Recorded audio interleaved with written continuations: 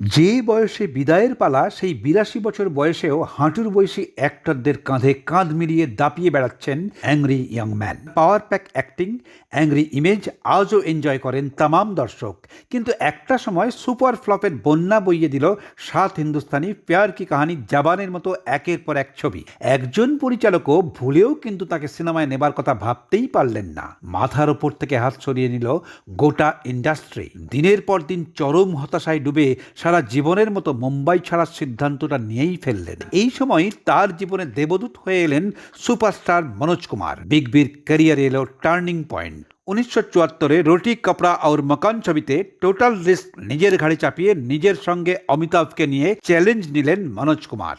Box অফিসে তহলকা মাচিয়ে দিল মনোজ কুমার অমিতাভ জুটি। যে শুকনো মাটিতেই আছড়ে পড়েছিলেন সেই মাটিতেই ধুলো ঝেড়ে মসনাদে বসলেন বলিউড শাহেনশাহ। 50 বছর ধরে রাজত্ব করছেন মেগাস্টার অমিতাভ বচ্চন।